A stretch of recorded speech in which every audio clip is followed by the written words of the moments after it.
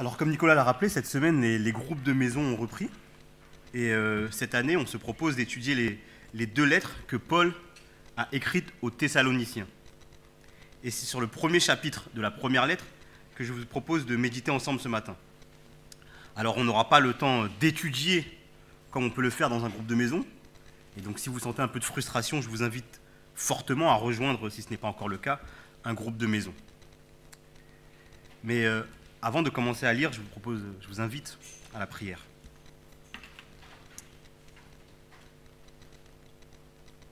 Oui, Père éternel, Nicolas l'a rappelé, te connaître, c'est se mettre aussi à l'écoute de ta parole.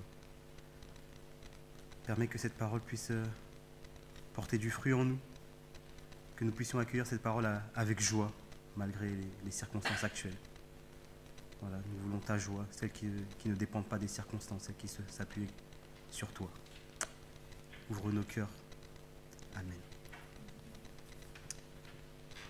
Je vous invite donc à lire avec moi 1 Thessaloniciens 1, et je lirai dans la version Nouvelle Français Courant.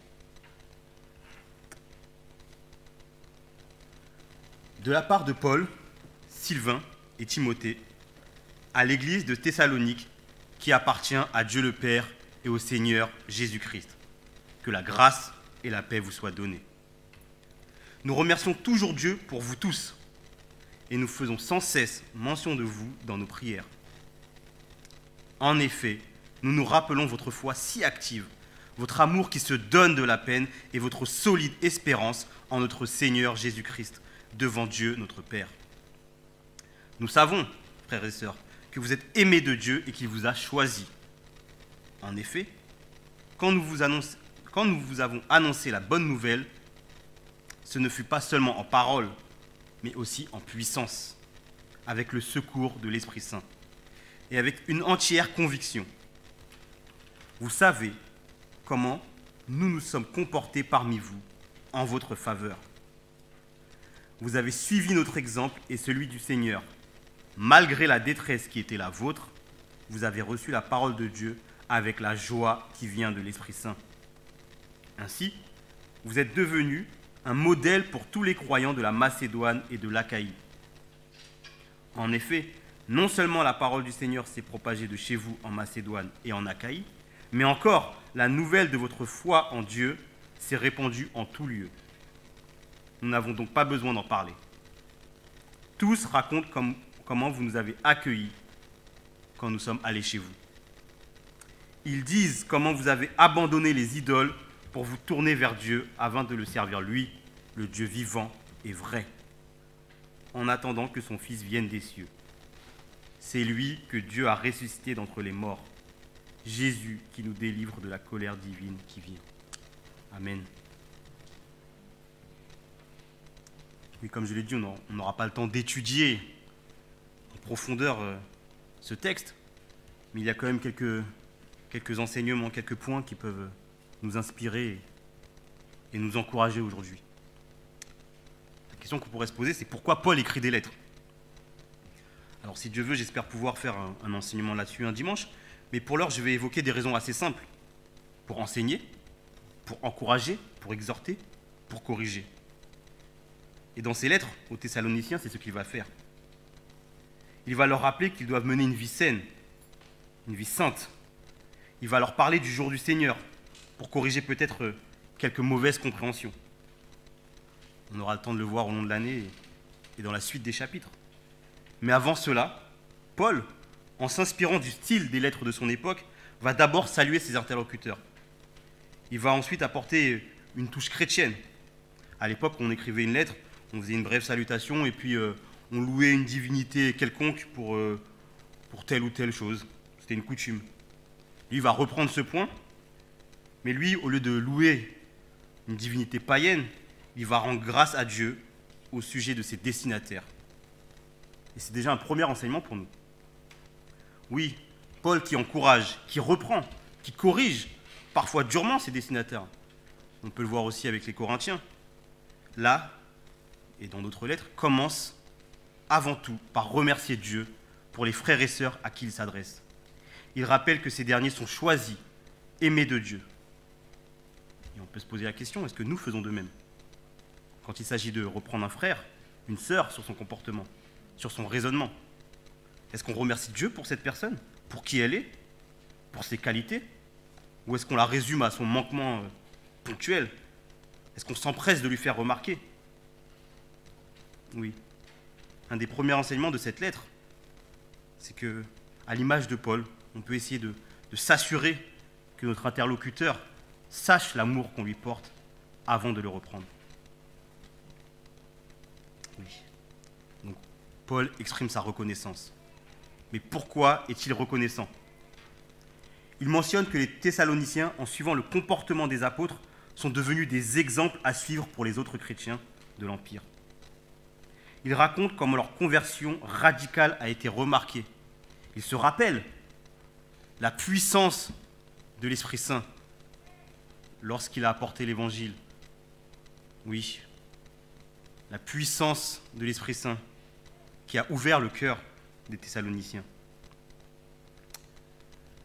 Ils se sont radicalement tournés vers Dieu, dans un milieu polythéiste, où il y avait une multitude de divinités. Paul à Athènes rappelle que les païens adoraient tellement Dieu qu'ils avaient une statue à un Dieu inconnu. Et là, ces Thessaloniciens, dans ce milieu, ils ont abandonné leur idole et ils servent le Dieu vivant. Ce positionnement a dû être compliqué à vivre. Parce que c'est d'une part se mettre à l'écart de la société païenne, qui vit comme ça, en rendant un culte à n'importe quelle divinité dans toutes les actions de leur vie. Et c'est d'autre part attiser la haine de certains juifs. Dans Acte 17, on nous raconte comment la bonne nouvelle est arrivée en Thessalonique, et comment certains juifs, jaloux, ont tenté de faire comparaître Paul et Silas devant l'assemblée du peuple. Et comme ils n'ont pas pu les attraper, ils en sont pris à un certain Jason et à d'autres Thessaloniciens. Mais au milieu de toutes ces épreuves, les chrétiens de Thessalonique ont accueilli la parole avec joie. Oui, la joie de connaître Dieu, de recevoir sa parole. Durant les groupes de maison, on a pu aussi évoquer comment nous-mêmes nous avons reçu et accepté l'Évangile. Et ça a été des moments de joie.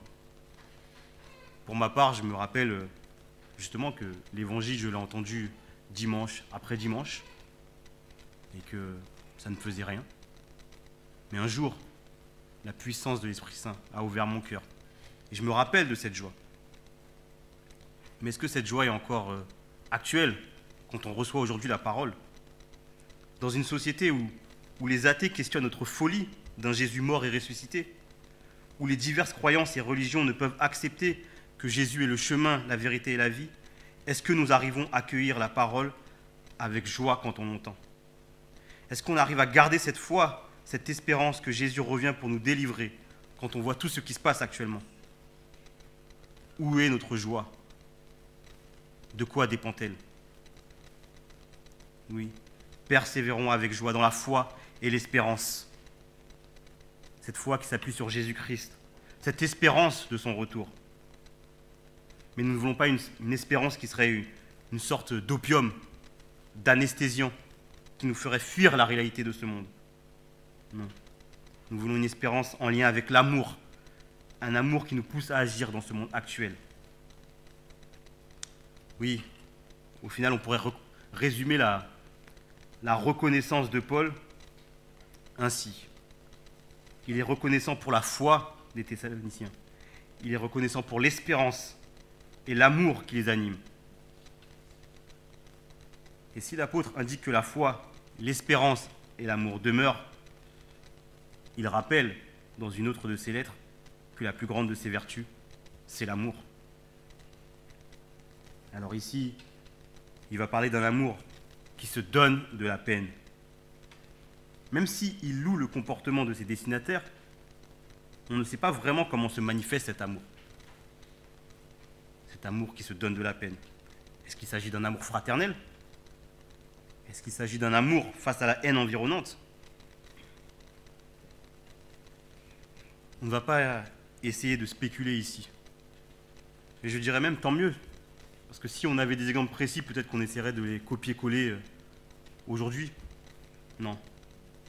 je vous propose, je vous invite plutôt aujourd'hui à relever ce défi, de nous aussi aimer dans la situation actuelle, dans le monde présent, d'aimer d'un amour qui se donne de la peine. D'autres diront un amour actif. Oui, un amour qui se donne de la peine, un amour lié à notre foi active en notre Seigneur Jésus-Christ, un amour lié à notre espérance, l'espérance du retour de notre Sauveur. Dans cette période où le lien social, la communion fraternelle est mise à mal, donnons-nous la peine de maintenir les liens avec nos proches, nos voisins, nos frères et sœurs en Christ, que nous voyons peut-être moins, voire plus. Cherchons-les, témoignons de l'amour, contactons-les. Donnons-nous la peine de prendre du temps pour notre prochain, pour nos frères et sœurs qui sont parfois éprouvés dans cette situation. Oui, l'histoire de l'humanité montre que lors de grandes épidémies, le comportement de certaines communautés chrétiennes peuvent nous inspirer. Alan Kreider, un historien évangélique, dans un livre qu'il a écrit en 2013, Baptême, catéchèse et mission, indiquait qu'à la suite de l'épidémie du SRAS en 2003, qui avait particulièrement touché l'Asie, mais aussi le Canada, une équipe de chrétiens évangéliques, des Ménonites, s'était réunie au Canada pour proposer des conseils à des chrétiens en cas de pandémie. Et depuis 2009, ils ont mis à disposition des ressources pour les chrétiens en cas de pandémie. Ces ressources sont aujourd'hui gratuites. Oui, donnons-nous la peine de penser, d'aimer, parfois en anticipant, là où d'autres n'y pensent pas. Ils se sont eux-mêmes inspirés, ces Ménonites, ils sont inspirés de l'Église ancienne, qui a dû faire face à une grande épidémie. Là où les médecins, les notables prenaient la fuite, les chrétiens soignaient, nourrissaient, ensevelissaient les morts au risque d'être eux-mêmes contaminés. Ils agissaient ainsi car ils n'avaient pas peur de mourir. Leur espérance était au-delà de cette vie. L'amour lié à l'espérance. C'est pourquoi Paul se réjouit pour les Thessaloniciens. C'est ce qui devrait aussi nous animer, cette espérance au-delà de cette vie. Oui, une pasteur qui est également aumônière en EHPAD m'expliquait combien il était difficile d'avoir des bénévoles dans l'établissement où le virus circule encore. Oui, la reprise des activités pour certains, la santé fragile pour d'autres, plein de raisons qui font qu'il manque des bénévoles pour pouvoir accueillir les familles qui souhaitent rendre visite à leurs proches qui sont résidents. Oui, plein de situations où des gens ne peuvent pas être présents. Donnons-nous la peine d'être là où d'autres ne veulent pas ou ne peuvent pas être. J'ai pris quelques exemples, mais il y en a encore bien plus pour agir, pour être présent. Et certains l'ont déjà peut-être fait durant le confinement, déconfinement et même encore. Il y a diverses façons d'agir et de témoigner l'amour autour de nous dans cette période de crise. Mais ces diverses actions, d'autres peuvent le faire, des non-chrétiens. Mais il y a quelque chose que nous seuls chrétiens pouvons faire. Et si nous ne le faisons pas, personne ne le fera. Il s'agit de la prière. Oui, dans cette situation qui nous dépasse, nous savons que Dieu est souverain. Et par nos prières, nous disons à Dieu combien nous sommes dépendants de lui. Et nous attendons qu'il agisse. Par nos prières aussi, nous montrons le souci que nous avons pour ce monde. Nous intercédons. Nous aimons. Donnons-nous la peine de faire ce que nous seuls pouvons faire. Prions pour ce monde qui en a besoin. Je vous invite à la prière.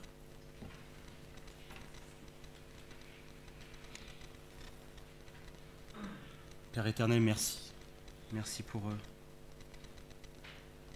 cette joie de t'appartenir. Tu nous as choisis et nous sommes reconnaissants pour ça. Merci pour les frères et sœurs qui nous ont précédés dans la foi. Tu vois le témoignage que les Thessaloniciens ont rendu autour d'eux. Aide-nous à nous inspirer de cela. Aide-nous à aimer. Aide-nous à être en accord avec notre foi. Nourris notre espérance. Sans toi, nous ne pouvons rien. Nous avons de la puissance de ton esprit pour agir. Père, nous voulons te remettre ce monde. Nous voulons te remettre la ville d'Antony. Ce pays, tu vois ce à quoi nous devons faire face. Et nous savons que tu aimes le monde et que tu veux prendre soin. Alors aide-nous à placer notre confiance en toi. Aide-nous à intercéder pour nos proches. Père, nous voulons te remettre tous ceux qui souffrent dans cette situation. Aide-nous à être cette main tendue vers eux. Dans ce monde sans espoir, aide-nous à être lumière et montrer l'espérance de ton retour. Viens Seigneur. Amen.